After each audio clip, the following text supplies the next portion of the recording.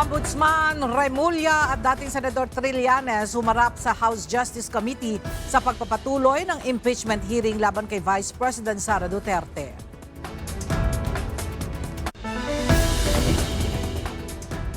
Dating House Speaker Martin Romualdez nanindigang hindi siya papayag maging scapegoat sa katiwalian ng iba. Senator Panfilo Lacson iginiit na dapat dumalo ang dating speaker sa Blue Ribbon Committee hearing noon.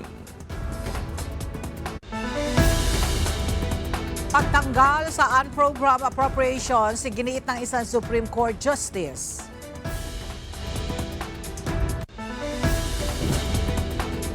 Pitong kadete na sangkot sa hazing sa Philippine National Police Academy nasampahan na ng kaso. 2 pulis kasama rin sa kinasuhan ng kriminal. Paggamit ng Artificial Intelligence o AI-assisted system para sa pagsusuri ng nutrisyon ng mga mag-aaral ilulunsad ng Department of Education.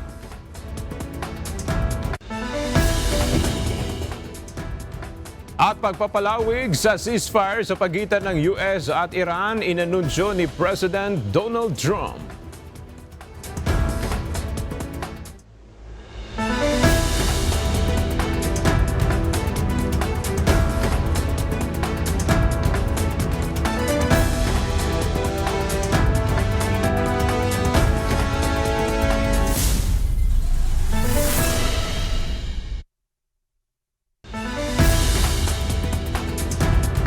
Magandang tanghali mga kasangbahay. Ngayon po ay araw ng Miyerkules, April 22, 2026. Tayo po ay sabayang napapakinggan sa Radyo La Verdad 1350, ang UNTV Radio. At una sa mga balita ngayong tanghali.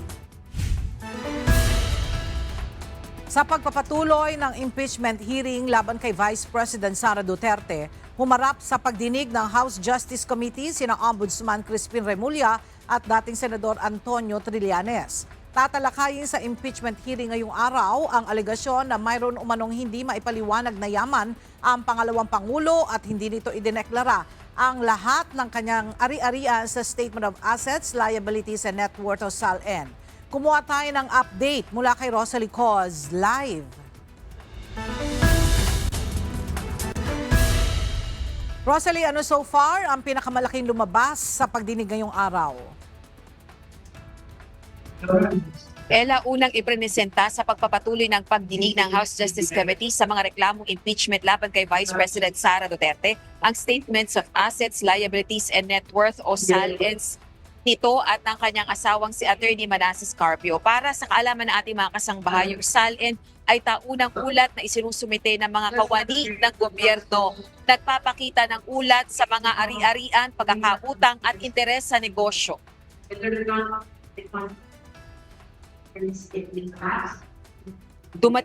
Dumating si Ombudsman Crispin Remulla kasama ang iba pang opisyal ng kanyang tanggapan at iprenesenta ang SALNs ni VP Duterte, partikular ng Davao City Vice Mayor at Mayor pa ito hanggang maupo sa kasalukuyang pwesto o mula taong 2007 hanggang 2012 at 2016 hanggang 2024. Ito so far ang pinakamalaki. Walang cash deposit sa bangko at cash on hand na idineklara si VP Duterte sa kanyang SALNs noong taong 2019, 2020, 2021 o ng Davao City Mayor pa ito. Gayun din ang mag-umpisa itong maging pangalawang Pangulo mula taong 2022, 2023 at 2024. Tumututok ang pagdinig ngayong araw sa alegasyong matinding paglabag sa ligang batas at pagsira sa tiwala ng publiko dahil sa umano'y hindi maipaliwanag na yaman at pagpalyang ideklara ang lahat ng ari-arian sa kanyang SALNs. Samantala, muli namang pinuna ni House Justice Committee Chairperson at Batangas 2nd District Representative Jervin Luistro ang hindi pagsipot ng natin ang pahayag ni Chairperson Representative Luistro.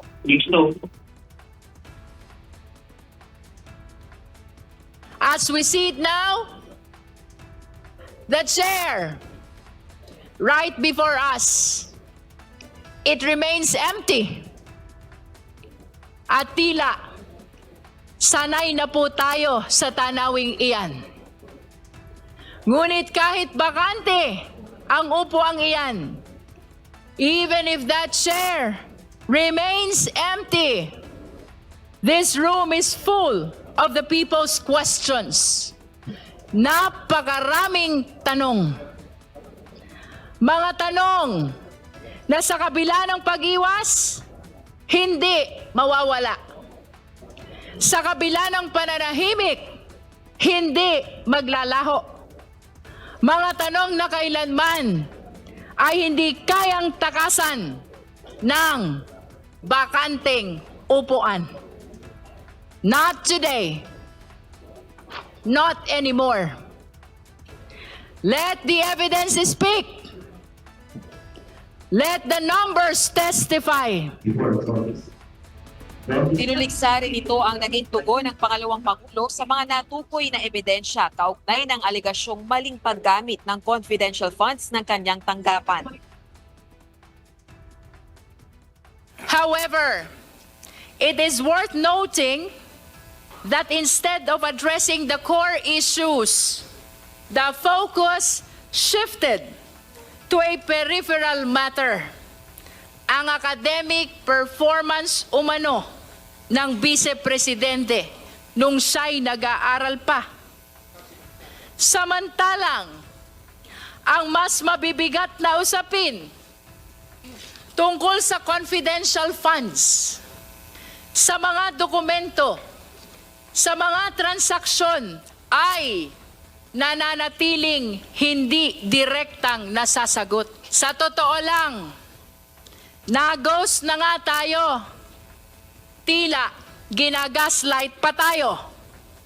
Ang mas mahalagang tanong ay kung nasaan ang pera. Ngunit ang sagot sa atin ay tungkol sa grado sa kolehiyo. Ella, bukod naman sa ombudsman, ay present din sa pagdinig yung high-ranking officials ng Anti-Money Laundering Council, Securities and Exchange Commission, Bureau of Internal Revenue, at gayon din si dating Senador Antonio Trillanes IV na isasalang sa huling bahagi ng pagdinig. Ella, hindi na nagpaunlak ng panayam si Ombudsman Crispin Remulla sa mga tanong ng media sa kanya kaugnay nitong mga issue na sinisilip ng mga miyembro ng House Justice Panel. Kabilang na rito yung kung bakit walang idineklarang cash deposit sa bangko at cash on hand si VP Duterte sa mga partikular na mga taon sa kanyang salience. Balik sa iyo, Ella. Maraming salamat, Rosalie Coz. Handang aksyonan agad ng Senado ang impeachment laban kay Vice President Sara Duterte. Oras na ipadala ito sa kanila ng House of Representatives. Kaugnay nito, binigyang diin ni Senate President Vicente Tito Sotto III kung ano ang dapat gawin ng mga kapwa niya senador sa panahong ito. May ulat si Jed Neresina. Nanindigan si Senate President Vicente Tito Sotto III sa kahalagahan ng pagiging impartial o walang kinikilingan ng mga senador sa gitna ng usaping impeachment laban kay Vice President Sara Duterte. Binigyang diin ni SP Sotto na hindi dapat manaig ang pagkakampi-kampi o pakikipag-alyansa oras na maiakyat ang articles of impeachment sa Senado at mag-convince sila bilang impeachment court. I'm not comfortable with what you said na may mga kaalyado. That is showing partiality.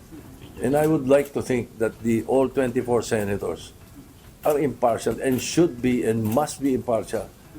We not only must be impartial, we should look impartial. Kaya kahit na may kakampi siya o may kakampi si ganito o may kalaban si ganito, mali yung pagbibintangan agad natin.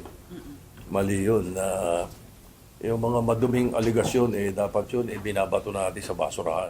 Ayon sa Senate President, kailangang nakabase sa matibay na ebidensya ang anumang desisyon ng senator judges o ng Senate Impeachment Court. Dapat din aniyang mabigyan ng patas na trial ang isang impeachable official. Pag dumating dito, trabaho ng Senado yun, kailangan aksyon na namin. The decision of the impeachment court must be based on proven facts. Di ba? And the impeached official must be given a chance to cross-examine the presentation of the prosecution. So, Given that, dapat siya, di ka nga blank tayo, neutral dapat ang isang senator judge. Dagdag ni Senator Soto, bagaman nasa Kamara ngayon ang bola o ang pagdedesisyon tungkol sa impeachment bid laban kay Vice President Duterte, tungkulin aniya ng Senado na harapin at aksyonan agad ito oras na maiakyat sa kanila. Possible mong umakyat, aakyat ba? So yun ang isa sa mga pinag-usapan namin. Wala sa kamay namin yun eh. It's in the hands of the House of Representatives eh. Kahit ayaw natin ng impeachment, pag dumating sa amin, we have to act on it. Kaugnay nito, tiniyak naman ni Senate President Soto na handang aksyonan agad ng Senado ang impeachment case ni VP Duterte. I will act on it with dispatch. Definitely forthwith. As soon as the Senate receives it, I will inform the Senate and refer it to the Committee on Rules. Depende sa bilis ng palitan ng ng mga ng mga ipapadala nating complaints and reception of the complaints. Depende, posible kaming let's say by May 5 mag-convene within a month. Matagal na 'yon. Matagal na 'yon. Ako, tingin ko mga in a matter of 2 weeks, more or less 2 weeks, siguro nakahanda na 'yon. Paglilinaw ni Senator Soto na ang lahat ng ginagawa nila ay paghahanda lamang sakaling makarating sa kanila ang reklamong impeachment laban sa Vice Presidente. Jed Neresina, UNTV News and Rescue.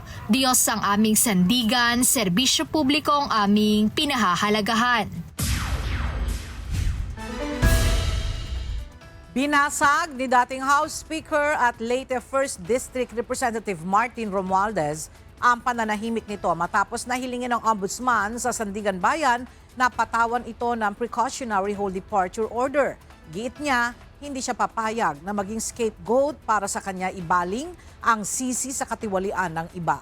May balita si Rosalie Coz.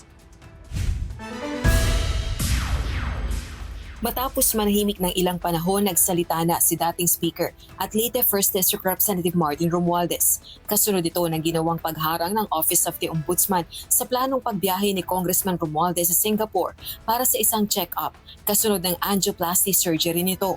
Isinasangkot si Representative Romualdez sa mga irregularidad sa flood control projects ng pamahalaan na pinondohan umano sa pamamagitan ng 2025 national budget. Pero may tila pagbabanta si Congressman Romualdez sa mga anyay tinatangka siyang gawing scapegoat sa katiwalian. I will not allow myself to be turned into the scapegoat so that others who are actually accountable can walk away clean. If this is a political play to push me out and close the story, tarnishing my name and my reputation, then I'm telling everyone now, I will not go quietly and I will not go alone. I will not be the fall guy for other people's corruption. And to those who think they can throw me under the bus to save themselves, this is what I have to say to you. I am ready to defend my name. My silence should not be mistaken for weakness, ignorance, or fear. Ipinaliwanag din nito na ang proseso ng budget sa bansa ay binubuo ng ilang yugto at bahagi lamang nito ang Kamara kung saan siya ang dating House Speaker. Sa gitna rin ito ng patuloy na pagtuliksa ng mga kritiko sa 2025 national budget bilang pinakatiwali sa kasaysayan ng bansa dahil sa maanumalyang flood control projects. Binigyang diin ni Romualdez kung mayroon mang tunay na katiwalian, nangyayari ito sa pagpapatupad ng budget at itinuturo ang executive branch ng gobyerno. The national budget is not the act of one person or one chamber. It is a product of a constitutional chain involving the executive, the House, and the Senate. If corruption were to occur in a magnitude made known to us over the past months, then it's clear that the real corruption does not happen at the level of the general legislative approval alone. It happens at the level of execution of the General Appropriations Act. It happens when projects are implemented. That is why command responsibility is far more logically relevant in the executive branch, where there is actually supervision, operational control, and implementation on the ground, than in the collegial legislative body where constitutional role is deliberation and appropriation. Naghugas kamay din ito sa ginawang pagtalakay at desisyon gaya ng amendments o insertions sa 2025 budget sa closed-door Bicameral Conference Committee o BICAM. Sa halip, binanggit nito sina dating Senate President Francis Chis Escudero at dating House Appropriations Panel Chairperson, resigned ako Bicol Party List Representative Saldico na may kaalaman umano sa issue. Corruption of this scale is not a one-man operation. It requires two things: budget decisions and implementation on the ground. With respect to how the budget was deliberated in Congress, let me say this categorically. I was not a part of the BICAM and the small committee budget deliberations. Records would show that I did not participate in those meetings and I was not privy to what exactly transpired during the deliberations. However, two people were instrumental in making those budget decisions: Chis Escudero and Zaldico. May pag-apela naman itong ginawa sa Ombudsman. To the Ombudsman, I say this with full respect. If your office truly believes in justice, then follow the sworn statements, follow the records, and follow the evidence all the way. Do not stop where it is politically convenient. Sa kasalukuyan, hinihiling ng Ombudsman sa Sandigan Bayan na patawan ng precautionary hold departure order si Congressman Romualdez. Bukod dito, nag-request na rin umano si Ombudsman Crispin Remulla sa Anti-Money Laundering Council o AMLAC ng pagpapa-freeze sa mga ari-arian ng dating House Speaker. Rosa Licos, UNTV News and Rescue. Diyos ang aming sandigan, serbisyo publiko ang aming pinahahalagahan. Tiniyak ng Ombudsman na ibibigay nito ang due process kay dating Ako Bicol Party List Representative Zaldico sakaling makauwi na ito sa bansa. May balita si Ivan Alvarez. Binabalak na ng Office of the Ombudsman na makausap si dating Ako Bicol Party List Representative Zaldico kapag naiuwi na ito ng Pilipinas matapos maaresto sa Czech Republic. Ayon kay Ombudsman Crispin Remulla, ipapasabina nila ang dating kongresista para humarap sa kanilang tanggapan. Sa kasalukuyan, nasa ilalim na ito ng jurisdiksyon ng Sandigan Bayan dahil mayroon ng kasong graft at malversation na nakahain laban dito. To shed light, or if that is not going to shed light, to listen to his denial. Dalawa lang naman yan. Diba? Kung aakuin niya o tatanggi niya. Kung aakuin niya, di sabihin niya kung ano nangyari. Kung itatanggi niya, di sabihin niya kung anong depensa niya.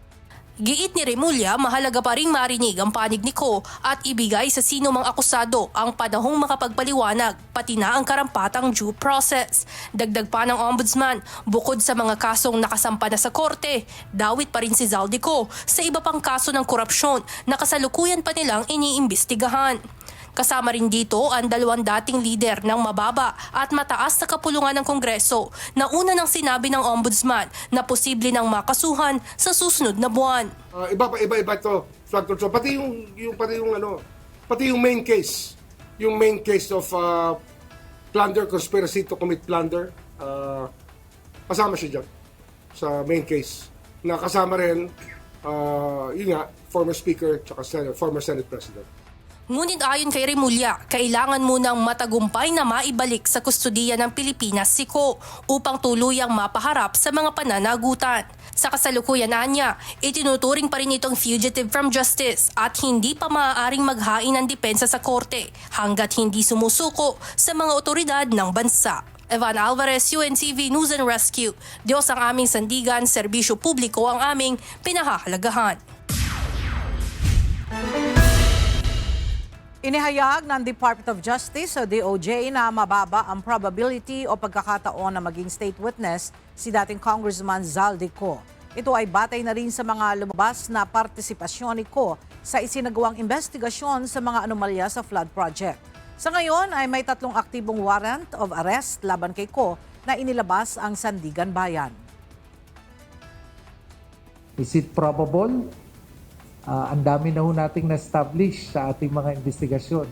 Yung kanyang aktibo at malaking partisipasyon sa bagay na to. So kung probable, medyo mababa na yung probability niyan. Yung posibilidad, medyo lumalabo din yun. Samantala, nakatakdang tumulak sa Czech Republic. Sa linggong ito ang delegasyon ng pamahalaan na pangungunahan ng Department of Justice para maibalik sa bansa ang dating mambabatas. Tiniyak ni Justice Secretary Frederick Vida na mapauuwi sa Pilipinas ang dating mambabatas sa kabila ng posible umanong paghingi ng asylum ni Ko, tulad ni dating presidential spokesperson Harry Roque. Kung ano ang gagawin ng kanilang kampo at ng kanilang pamaraan, hindi natin kontrolado yun. Okay? Pero kung ano man yung plano nila na ayaw nilang humarap sa ating husgado, ito ay hindi papayagan ng gobyerno ng Pilipinas. Gagawin natin lahat ng pamamaraan. At titiyakin ko sa inyo, hindi mananalo tayo dito. May babalik natin ang akusadong si former Congressman Saldico. Dapat dumalo sa mga nakaraang pagdinig ng Senate Blue Ribbon Committee si dating House Speaker Martin Romualdez. Ito ang naging pahayag ng chairperson ng komite na si Senator Panfilo Ping Lacson kasunod ng paglalabas ng dating House Speaker ng pahayag kaugnay ng mga issue laban sa kanya. Mula sa Senado, may detalye si Jed Neresina live. Jed, ano yung paliwanag ni Senator Lacson? Bakit dapat sana dumalo sa Senate hearing si Representative Romualdez? Ayon sa chairman ng Senate Blue Ribbon Committee, dapat sana ay tumugon si dating House Speaker Martin Romualdez sa mga nakaraang imbitasyon sa kanya ng komite na dumalo sa pagdinig. Ito ay upang magkaroon sana siya o nagkaroon siya ng pagkakataon para pabulaanan yung mga alegasyon sa kanya na nag-uugnay sa umano'y paggalaw dito sa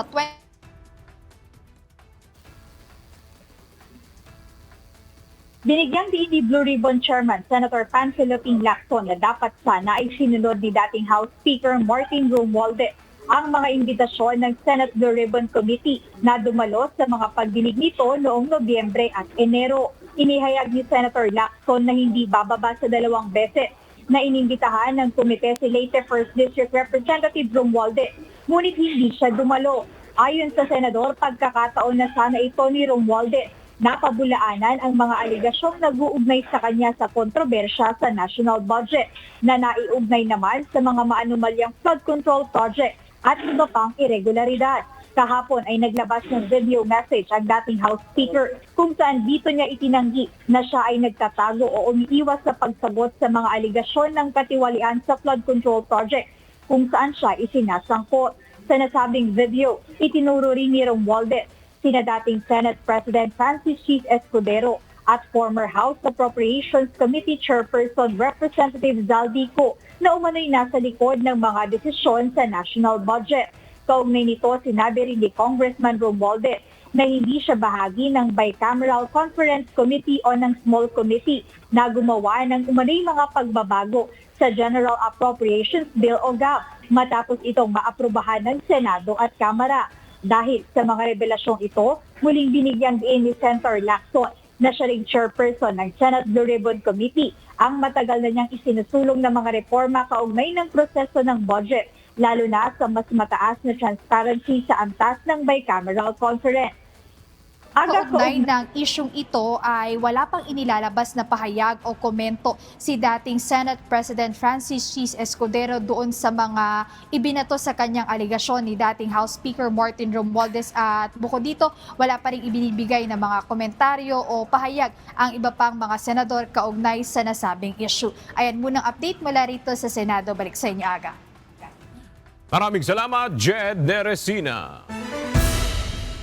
Sa pagpapatuloy ng oral argument hinggil sa petisyon laban sa 2024 hanggang 2026 General Appropriations Act sa Supreme Court kahapon, iginiit ng isang mahistrado na kailangan ng alisin ang unprogrammed appropriations dahil sa panganib nitong pagmula ng korupsyon. Samantala, inusisa naman ng mga mahistrado si Solicitor General Darlene Marie Berberabe patungkol sa kapangyarihan ng Budget Secretary na maglabas ng pondo. May ulat si Benedict Samson. Patuloy na inuusisan ng Korte Suprema ang mga petisyon kaugnay ng 2024 hanggang 2026 national budget. Sa ikalawang oral argument sa Supreme Court kahapon, ipinunto sa interpellation ang panganib na dala ng unprogrammed appropriations o UA. Sa ginawang interpellation o pagtatanong ng maestrado, sumalang si Solicitor General Darlene Berberabe bilang abogado ng Pilipinas. Sa pananaw ni Associate Justice Ramon Paul Hernando, labag sa saligang batas ang pagkakaroon ng unprogrammed appropriations. I have an acronym for unprogrammed appropriations, IHUAS. For me, they stand for I hate unprogrammed appropriations.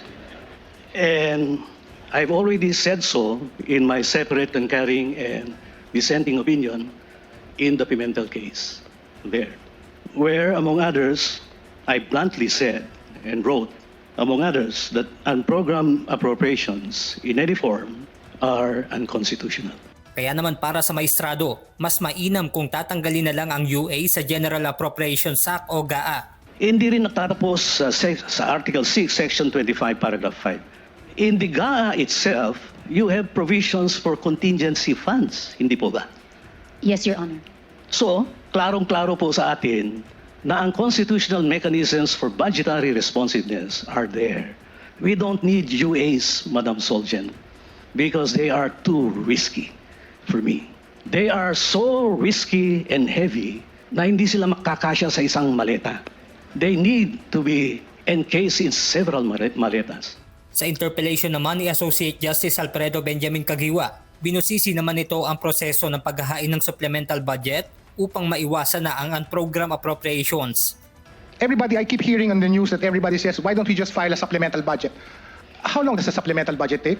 It will go through the same process as the General Appropriations Act, Your Honor. And in your experience, how many months will this take? Maybe 3 to... Your Honor, we sampled special appropriation laws. The average, I think, is 50 days. It can also it can be longer, but the average that we got was like 50 days, and it goes through the legislature. 50. That includes already deliberations in Congress? Yes, Your Honor. So 2 months? On average. Samantala, inusisa naman ni Senior Associate Justice Marvic Leonen ang patungkol sa kapangyarihan ng Department of Budget and Management o DBM Secretary sa pag-aproba ng Special Allotment Release Order o SARO para makapaglabas ng pondo. Depensa ng Solgen, hindi na ito nangangailangan ng pirma ng Pangulo. So it is your position that under the law, the GAA, the buck stops with the DBM, the President need not approve the SAROs, correct? Correct, Your Honor. In other words, the DBM Secretary is no longer alter ego of the President. The DBM Secretary is co-equal with the President. Or is that a mistaken assumption? What I could say is that the GAA has authorized the DBM or designated the DBM Secretary to be the one to perform this responsibility. Muli namang ipagpapatuloy ng Korte Suprema sa June 2, June 9 at June 16 ng alas 9:30 ng umaga ang oral arguments para sa pagtalakay sa kinikwestyong probisyon ng mga nakaraang national budget. Benedict Samson, UNTV News and Rescue. Diyos ang aming sandigan, serbisyo publiko ang aming pinahahalagahan. Ilalabas na mamaya ng International Criminal Court o ICC ang desisyon sa issue ng jurisdiksyon nito sa Pilipinas kaugnay sa kaso ni dating Pangulong Rodrigo Duterte. Nakasalalay sa pasya ng Appeals Chamber kung matatapos na ang kaso o tutuloy ito sa mas mahabang proseso ng paglilitis. May balita si Raven Campos. Nakatakda ng ilabas ngayong araw ng International Criminal Court Appeals Chamber ang desisyon sa apela ng depensa ni dating Pangulong Rodrigo Duterte hinggil sa jurisdiksyon ng Korte sa Pilipinas. Una nang binasura ng pre-trial chamber ang argumento ng kampo ng dating Pangulo na wala ng otoridad ang ICC sa kaso matapos kumalas ang Pilipinas sa Rome Statute noong 2019. Ang magiging pasya ng Appeals Chamber ang magtatakda ng susunod na hakbang sa kaso. Ayon kay Attorney Nicholas Kaufman, international defense lawyer at lead counsel ni Duterte, isang all or nothing na sitwasyon ang hinaharap ngayon ng depensa. If the appeals chamber decides in favor of defense tomorrow, that's the end of it. It's the end of the case against the former president. It's also the end of the Philippines investigation. Kung papabor ang desisyon sa kanila, posibleng matapos agad ang kaso at maisara na rin ang investigasyon ng ICC laban sa dating Pangulo. Ngunit kung hindi, tuloy-tuloy ang proseso at lilipat ang focus sa confirmation of charges na inaasahang ilalabas naman sa April 28. If the confirmation decision goes against the defence, then we're in for a trial. And that trial will probably start maybe at the beginning of 2027. Sa oras na makumpirma ang mga kaso, posibleng magsimula ang paglilitis sa unang bahagi ng 2027 at inaasahang tatagal ng ilang taon. For a trial. Unfortunately, cases at the ICC move at a glacial pace. And we're looking at a few years, yes, unfortunately. That's one of the major criticisms of this court, that the cases take so long. Ipinaliwanag din ni Kaufman na maaaring may mga adjustment sa pagdalo ng dating Pangulo sa mga pagdinig dahil sa kanyang edad na 81 years old. Samantala, nananatiling positibo ang ilang taga-suporta ng dating Pangulo na papaboran ng korte ang kanilang panig. I remain positive na the appeals chamber will decide in favor of the defense team of the former President Rodrigo Duterte. It is a fact that the Philippines is a sovereign country. It is a fact that our judiciary is perfectly working and fine. Nananatiling nakaabang ang publiko sa magiging pasya ng appeals chamber. Mamayang alas 5 ng hapon, oras sa Pilipinas, inaasahang ilalabas ang desisyon at malalaman kung ito na nga ba ang katapusan ng legal na laban o simula pa lamang ng isang mahabang proseso sa International Criminal Court. Raven Campos, UNTV News and Rescue. Diyos ang aming sandigan, serbisyo publiko ang aming pinahahalagahan. Inilabas na ng Department of Budget and Management ang 46.22 billion pesos para pondohan ang nasa 1,743 public works projects sa buong bansa alinsunod sa direktiba ni Pangulong Ferdinand Marcos Jr. Ayon kay Palace Press Officer Undersecretary Claire Castro, layunin ng paglalabas ng pondo na matiyak na tuloy-tuloy ang implementasyon ng mga proyekto at maiwasan ang anumang pagkaantala. Kaugnay nito, iniutos na rin ni Pangulong Marcos ang pagpapalabas ng pondo para sa pagtatayo ng mga silid-aralan sa bansa. Na-release na ang pondo sa DPWH para sa mga infrastructure projects na may kinalaman sa pagpapaganda ng road connectivity at mobility sa iba't ibang rehiyon ng bansa.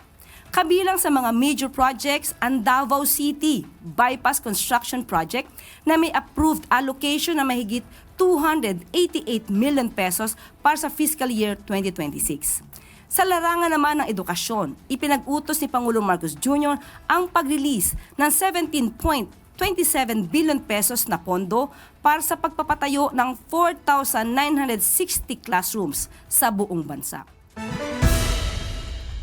Sa gitna ng isinasagawang transport strike ng ilang mga grupo, ipinababatid ng Office of the Vice President na extended ang oras ng biyahe ng OVP libreng sakay bus sa Metro Manila.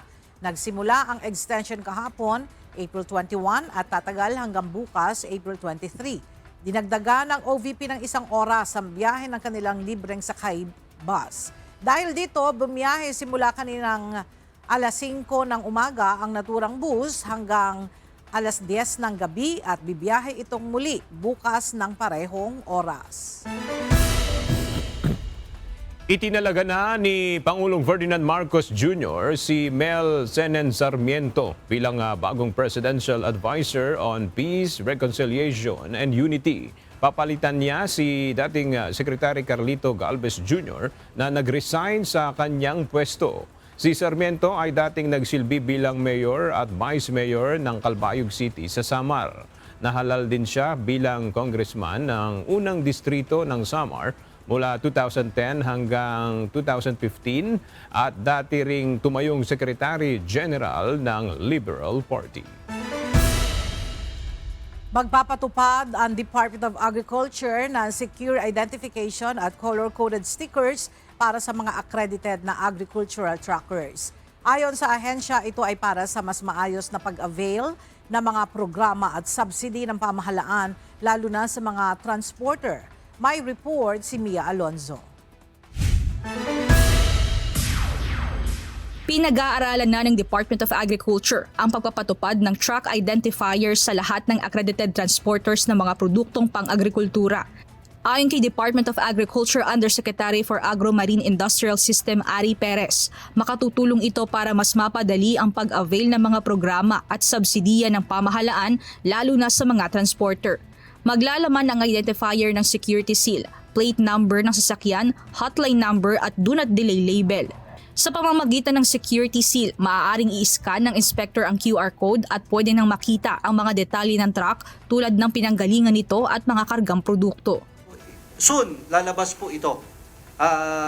Kaya yung mga trackers natin, maiging mag-credit na sila para automatic mabigyan na rin ho sila ng mga ganito pagka na-finalize namin itong new feature ng aming accreditation or registration ng lahat ng mga trackers for agriculture. Bukod dito, maglalabas din ang DA ng color-coded stickers upang matukoy kung anong uri ng produkto ang karga ng mga sasakyan, kung ito ba ay bigas, mais, isda o karne. Target naman ng ahensya na maisapinal na ito agad at maipatupad sa Hunyo. Ito kasi we need to make sure that yung mga tanong ninyo to properly monitor na talagang yung direct beneficiaries sila ang nakikinabang, lalo yung mga farmers, no? We have to improve our system, so we're looking at 1 to 2 months of implementing this. That should be enough. Hinihikayat naman ng ahensya ang lahat ng truckers at transporters na samantalahin ang pagkuha ng accreditation mula sa Department of Agriculture. Gayun din ang pag-avail ng libreng toll upang mapababa ang logistic cost na makatutulong para mapanatiling abot kaya ang presyo ng mga produkto pagdating sa merkado. Sa ngayon, tinatayang nasa 1,162 agri-truckers sa Luzon ang may valid accreditation at may kakayahang magbiyahe ng hanggang 7 milyong kilo ng mga agricultural commodities araw-araw. Mia Alonso, UNTV News and Rescue. Diyos ang aming sandigan, serbisyo publiko ang aming pinahahalagahan.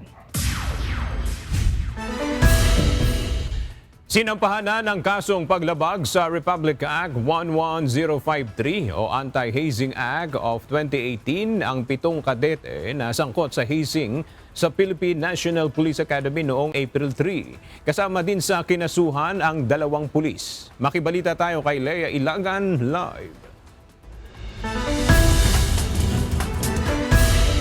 Lea, nasaan na yung mga kadeteng kinasuhan at ano yung status nila ngayon sa PNPA? Magandang tanghali sa iyo, Aga. Nasa pulisya pa itong mga kadeteng kinasuhan. 7 ito at kinabibilangan nga ito ni Cadet 3rd Class Harold Hege, Lance Guy Ramon, Miko Escalante, Renz Machukutab at Renald Bruno. Gayun din ang mga 2nd Class Cadet na sina James Bandao at Christopher Dayag. Bukod sa mga kadete, Aga, kasama din sa sinampaharang kaso ay ang 2 pulis na kinabibilangan ni Police Major Mark Anthony Kailing, ang tactical officer na mangyari ang insidente, at si Police Senior Master Sergeant Silverio Dolorfino Jr. na kasama ng tactical officer. Matatanda ang 22 kadete ang nagtamo ng mga lapnos at sugat sa iba't ibang bahagi ng katawan ng pahira ng pinaghalo-halong kemikal ng mga suspect dahil lamang sa pagnanais ng isang kadete na umalis na sa academy. Bunsod niyang insidente na yan, Aga, 9 na opisyal ng PNPA ang nauna ng inalis sa pwesto, kabilang ang direktor na si Police Major Andre Dizon. Iniimbestigahan naman, Aga, at patuloy na nag-iimbestiga ang PNPA sa admin case ng mga ito kung mananatili pa sila sa akademya. Aga? At Lea Ilagan. Arestado ng mga tauhan ng Philippine National Police Highway Patrol Group ang 2 dayuhan, isang Chinese at isang Malaysian national sa Pasay matapos na gumamit ng pekeng plaka. Nabisto din ng mga otoridad na walang proper documents sa mga ito papasok ng bansa. Ayon kay PNP HPG spokesperson, Police Lieutenant Nadam Malang, nahuli ang 2 dayuhan na lula ng isang mamahaling sasakyan. Nang inspeksyonin, nakita ng mga otoridad ang mga pekeng plaka, bonnet, airsoft gun at bala nito. Inaalam pa ng PNP HPG kung posibleng konektado sa kidnapping group ang 2 dayuhan. Napag-alaman na hindi po angkop ito pong plaka na nakakabit po dito po sa sakyan po na to during the validation po or verification doon po ron sa mga documents na ipresenta po ng ating po mga nahuli pong suspect. Na nakitaan po natin sila ng mga bonnets, isa pong uri po ng airsoft po ng baril at mga bala ng 45 po na baril. May mga nahuli rin po tayo ng mga fake plates. Sa halip na mabahala, ginagamit ng Armed Forces of the Philippines ang mga kilos ng China sa West Philippine Sea para lalong palakasin ang kanilang kakayahan na ipagtanggol ang bansa. Ayon kay Rear Admiral Roy Vincent Trinidad, tagapagsalita ng AFP para sa issue ng West Philippine Sea, handa ang militar sa anumang posibleng pag-igting ng tensyon sa ating karagatan, lalo na sa mga aksyon ng China kasunod ng balikatan exercise. Sa kabila ng mga aksyon ng China, mas bumibilis din ang modernisasyon ng militar. Kabilang dito ang paglipat ng focus mula sa internal security patungo sa pagdepensa ng teritoryo at pagpapatupad ng mga programa gaya ng Re-Horizon 3. What I would like to say is your AFP is prepared for any escalation, for any eventuality. We have the appropriate contingency plans in place. Maglulunsad ang Department of Education na DepEd ng isang Artificial Intelligence o AI-assisted system para sa pagsusuri ng nutrisyon ng mga mag-aaral. Sa pamamagitan ito ng sigla o System for Intelligent Growth and Learner Anthropometry na binuo sa pamamagitan ng Education Center for AI Research. Isa itong mobile phone-assisted tool na tumutulong tansyahin ang taas ng body mass index ng mga mag-aaral. Ayon sa DepEd, layon ito na mabawasan ang administrative workload ng mga guro. Naglunsad ng programang Yes to Ayos ang Metropolitan Manila Development Authority o MMDA sa Malabon City ngayong umaga. Isa itong programa na naglalayong itaguyod ang disiplina o responsableng pag-uugali ng mga mamamayan. Kasama dito ang pagtataguyod ng pagsunod sa batas trapiko, tamang pagtatapon ng basura, paggalang sa mga matatanda at iba pang disiplina sa kalsada. Pinangunahan ni MMDA Chairman Attorney Don Artes at Malabon City Mayor Jeannie Sandoval ang paglulunsad ng programa. Ipatutupad na rin ng Metropolitan Manila Development Authority ang No Contract Apprehension Policy o NCAP laban sa mga iligal na nagtatapon ng basura sa Kalakhang, Maynila. Sa gitna ito ng problema sa basura at pagbabaha sa Metro Manila, dulot ng anila ay kawalan ng disiplina sa mga komunidad. Mula sa Maynila, narito ang report ni Asher Cadapan Jr. live. Asher, paano ipatutupad ng MMDA ang NCAP laban sa mga iligal na nagtatapon ng basura? Ella, gagamitin ng Metropolitan Manila Development Authority o MMDA ang 450 closed-circuit television o CCTV camera na nakakalat sa iba't ibang lugar sa Metro Manila. Ito ay laban sa mga magtatapon ng basura sa hindi tamang lugar at oras. Batay na rin yan sa mga kaukulang ordinansa ng mga lokal na pamahalaan.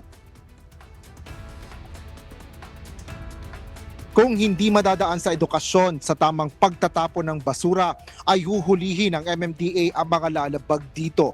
Ito ang inihayag ni dating Philippine National Police Chief General at ngayon MMDA General Manager Nicolas Torre III. Sa gitna ito ng problema na nararanasan nila sa basura, lalo pa sa pagbabara ng mga pumping station sa Metro Manila na nagdudulot ng mga pagbaha lalo kapag tag-ulan. Paliwanag ni Retired General Torre, maglulunsad sila ng programa kaakibat ng operasyon ng kanilang mga pumping station. Isa na anya rito ay ang pagpapaigting ng panghuhuli nila ng mga iligal na nagtatapon ng basura sa mga komunidad. Siyempre, violation yan eh. Cat and mouse ang nangyayari dyan na pag may nagbabantay na barangay, hindi magtatapon. Pag alis ng barangay, magtatapon. So ang gagawin namin, babantayan natin ng camera yan. Nagtapon ka dyan, hindi ka man mahuli ng tao, i-review namin ng CCTV, malalaman namin kung sino ka. ipapadala namin sa barangay, makuha ang pangalan mo, papailangan namin ng kaso.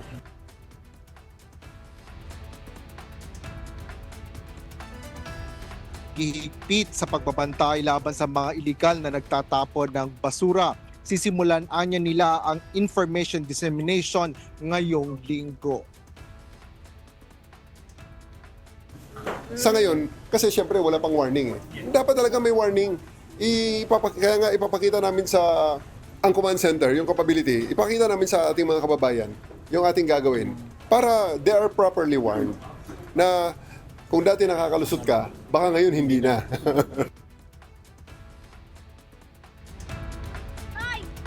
Ella, plano ng MMDA na ipakita sa media ngayong linggo ang kanilang command center upang maipalam na rin nila sa publiko kung gaano kalakas ang kanilang mga pagbabantay at operasyon na gamit ang mga CCTV camera.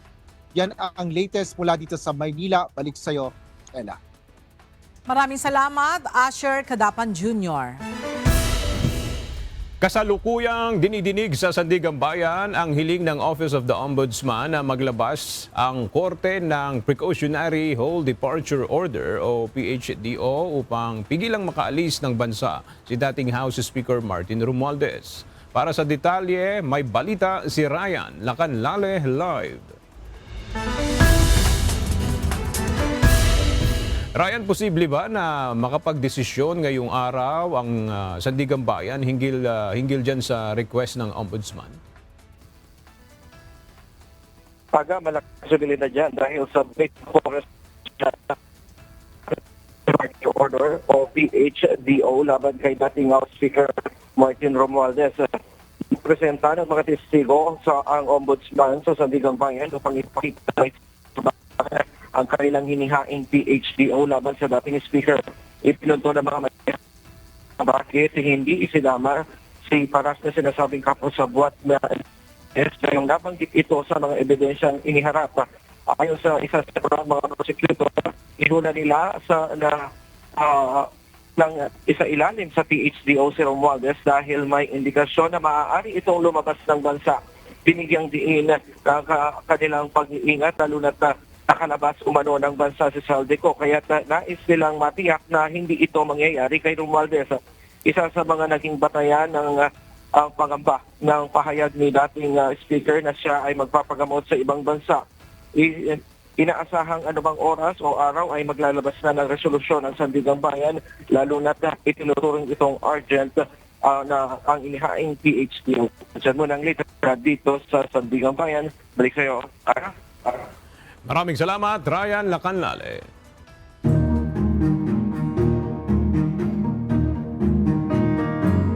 Ongoing sa ngayon ang inventory sa dalawang warehouse sa Negros Occidental na sinalakay ng mga otoridad.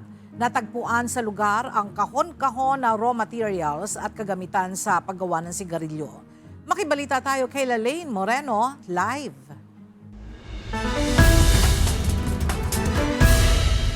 Lalaine, may mga inabutan at naaresto ba na sa sinalakay ng mga bodega?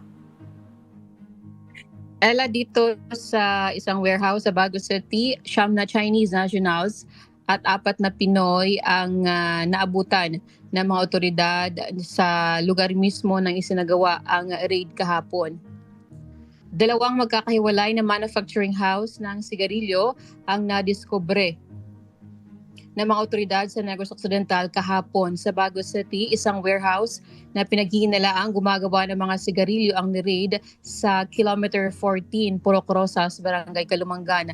Nakita sa loob ng warehouse ang mga loader machine, 3 packaging machine at assorted paraphernalia sa paggawa ng sigarilyo. 9 na Chinese nationals at 4 na Pinoy rin ang nahuli na umano'y gumagawa ng mga sigarilyo. Sunod naman na nadiskubre ang isang warehouse sa Barangay Alihis, Bacolod City o mahigit 1 kilometro lamang ang layo sa warehouse sa Baguio City. Dito naman tumambad ang libu-libong karton na may lamang mga raw materials na ginagamit sa paggawa ng sigarilyo. Kabilang dito ang filter, tabako at mga packaging. Ayon sa PNP, posibleng konektado ang dalawang warehouses dahil nasa Bacolod City ay bodega lamang at ang mga raw materials habang ang natagpuan naman sa Baguio City ay mga kagamitan sa paggawa ng sigarilyo. Sa loob ng 2 linggo, umabot na sa 12 individual at 135 million pesos na halaga ng smuggled cigarettes ang nakumpiska ng Philippine National Police Negros Island. Muna ating balita, balik sa iyo, Ella. Maraming salamat, Lalaine Moreno. Nasabat ng Bureau of Customs o BOC Port of Clark sa Pampanga ang nasa 5 kilo ng hinihinalang shabu na nagkakahalaga ng halos 34 million pesos. Nadiskubre ang iligal na droga sa loob ng 5 parcel matapos ito ay sumailalim sa X-ray scanning at masusing inspeksyon. Isinagawa ang operasyon ng Bureau of Customs sa pakikipagtulungan sa Philippine Drug Enforcement Agency o PDEA. Agad na naglabas ang BOC ng Warrant of Seizure and Detention para sa nasabing shipment dahil sa paglabag sa Customs Modernization and Tariff Act o CMTA. Nagsasagawa ngayon ang clearing operations ng lokal na pamahalaan katuwang ang pulisya sa lungsod ng Malolos, Bulacan. Layo nitong linisin ang mga kalsada at daanan sa 51 mga barangay sa lungsod. Makibalita tayo kay Nestor Torres live. Nestor, ano-ano ang mga nakaharang sa kalsada na winali sa clearing operations? Magandang tanghali, Ella. Kabilang nga dito yung mga kotse, motorsiklo at maging yung mga tricycle na nakaparada nga sa gilid ng kalsada na mahigpit na ipinagbabawal sa clearing road operation dito sa lugar ng Malolos City. Pangalawang araw na ngayon ang pinatutupad na road clearing operation ng City Government ng Malolos at ng Malolos PNP. Katuwang dito ang City Traffic Management Office o CTMO. Kanina walang nagawa ang mga residente sa Barangay Bagna, Panasahan, Matimbo at Mambog sa Malolos ng pagtatanggalin ng PNP ang mga nakaharang sa gilid ng kalsada. Lahat ng mga halaman, mga buhangin, pati na ang lupa ay pinapaalis sa gilid ng kalsada ng mga otoridad. Isang motorsiklo ang sinakay sa truck matapos na iwan ng may-ari. Gayon din ang isang tricycle na inimpound ng CTMO sa Barangay Hall ng Mambog. Lahat naman ng mga lumabag sa pinatutupad na road clearing ay may kaukulang parusa depende sa klase ng paglabag. Ang tricycle, motor, kotse, lahat po ng naabutan namin tinitikitan naman po. Pati po yung mga driver na wala, pinatatangay po namin papunta sa barangay. At kung hindi man, kinakarga po namin sa truck. Abandoning vehicle po, tinoturn over namin sa barangay, tinitikitan po namin. Tapos yung ticket po, iniiwanan namin sa barangay. Para pag dumating po yung driver, kailangan nilang bayaran yung kung ano yung violation. Hindi naman maiwasan ng iba na hindi sila magreklamo. Pero mas marami ang sumunod dahil bago pa lang mag-clearing ay inalis na nila ang mga obstruction sa harap ng kanilang mga bahay. Ayon sa PNP, di naman sila nagkulang sa paalala dahil 1 week before clearing ay nag-abiso na sila. Sa ngayon, out of 51 na barangay sa Malolos, may 10 na barangay na nagsagawa na ng clearing operation at ang ibang barangay ay naka-schedule na rin. Malaking tulong ang road clearing para iwas traffic at aksidente sa kalsada. At yan muna ang ating latest live mula dito sa Bulacan. Balik sa iyo. Kela? Maraming salamat, Nestor Torres. Kinokolekta na ang mga datos sa crop damage sa Benguet upang matukoy ang lawak ng pinsala na idinudulot ng krisis sa petrolyo sa sektor ng agrikultura. Gagamitin din itong batayan sa pagbibigay ng tulong sa mga apektadong magsasaka. Ang detalye hatid ni Grace Doctolero live. Grace, gaano na kalaki yung epekto nito sa mga magsasaka at ano yung hakbang ng pamahalaan para matulungan sila? Yes, Aga, sa kasalukuyan ay patuloy pa rin ang pagkokolekta ng datos sa mga apektadong sakahan sa Benguet upang matukoy ang eksaktong lawak ng pinsala na idinulot ng pagtaas ng presyo ng petrolyo sa kanilang produksyon at transportasyon.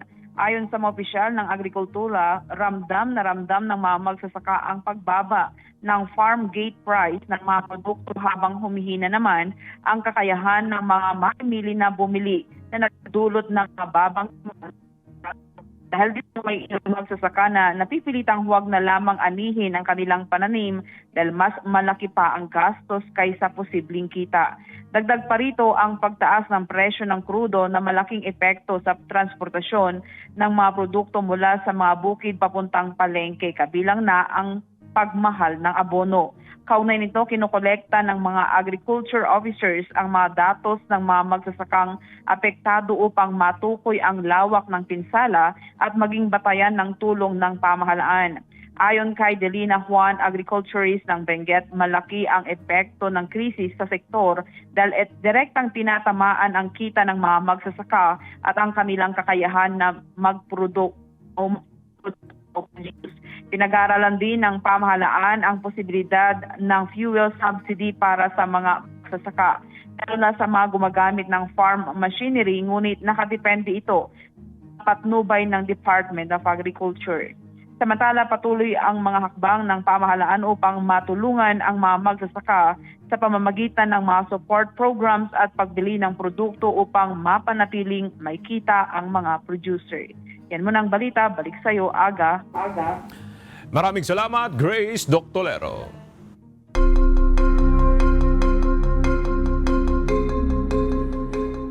Ilang oras bago matapos ang ceasefire sa pagitan ng Estados Unidos at Iran, naglabas ng pahayag si US President Donald Trump hinggil sa pagpapalawig nito.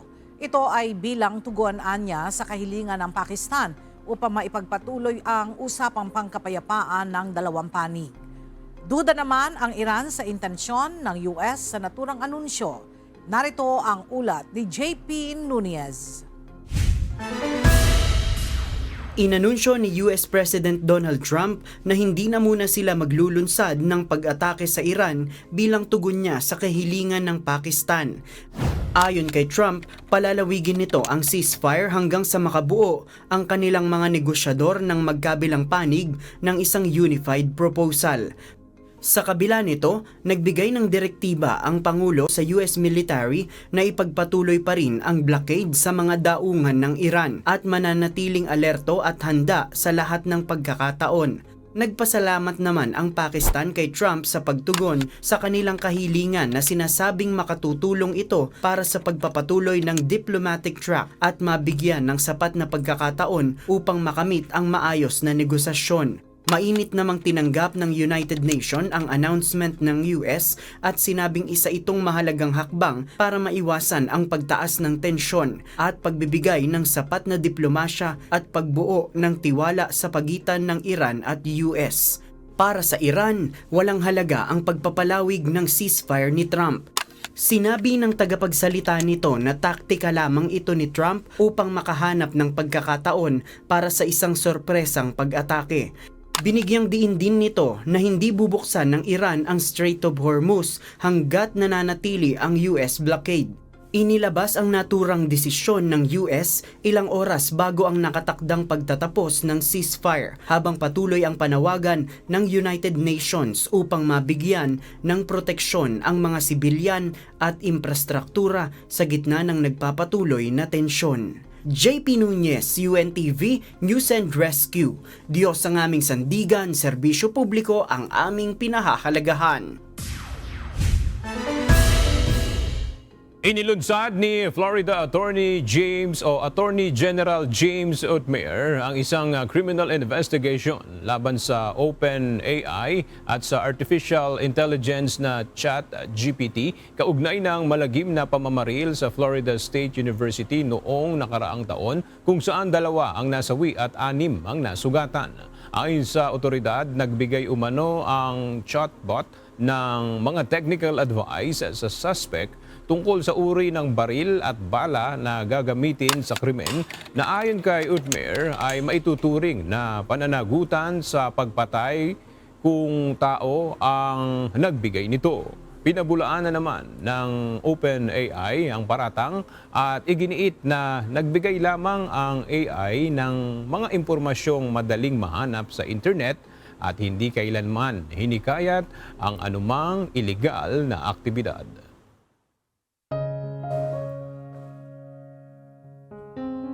At sa ating pong iiwang mga salita ng Diyos na ating sandigan mula sa Aklat ng Santiago, Kapitulo 1, versikulo 19 na nagsasabi, "Nalalaman ninyo ito, minamahal kong mga kapatid, ngunit magmaliksi ang bawat tao sa pakikinig, magmakupad sa pananalita, magmakupad sa pagkagalit."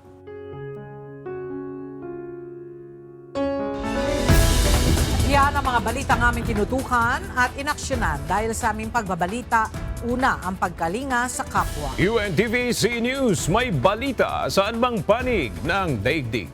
At dito sa UNTV, Diyos ang aming sandigan, serbisyo publiko ang aming pinahahalagahan. Magandang tanghali.